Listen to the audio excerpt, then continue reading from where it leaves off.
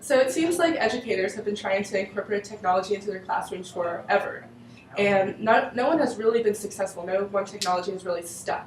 I was wondering, what's your take on that? Sure. Well, you're right that technology has been a huge topic in education since the early 90s when we were going to get a computer in every classroom, and that was a big deal and a big budget discussion. But you're right, the problem is there hasn't really been one good, successful platform that has really worked and that teachers have gotten really excited about, and they're always clamoring for it. And the reason for that is while education is really excited about technology, the best developers and the best engineers aren't really that excited about education.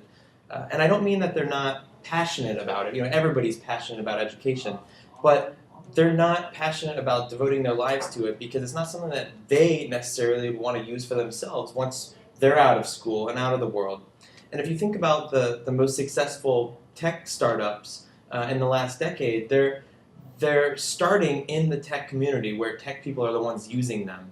Whether it was Twitter, that started among kind of tech enthusiasts, or nowadays Hunch or Quora or Hashable, they all start with their core group of tech people and thought leaders and kind of grow from there. So how do you do that for education? And the solution is probably not develop something that you're going to sell to schools immediately. It's probably selling more to the consumer web. And things like Udemy are really great examples of that. Udemy is an online course creation platform where you can sort of share your course with the world. And I just talked to Aaron Bali with Udemy a couple weeks ago, actually, on the EdTech Insider. I learned a lot about what they're doing. And as professors use stuff like this more and more, the schools and universities of the world discover this, and then the licensing comes out of it. And as the developers are working on things that are exciting, like Udemy, and like anybody would want to learn, for a raising capital for startups class that might be on there. You've got the top minds in the world that are helping advance it.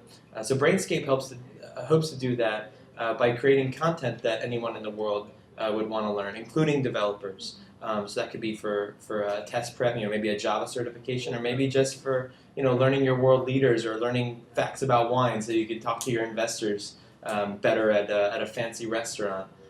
But getting into the retail market and getting more and more people in the real world using something like Brainscape, I think they discover products like, say, SAT or Spanish in a lot more efficient and widespread of a fashion.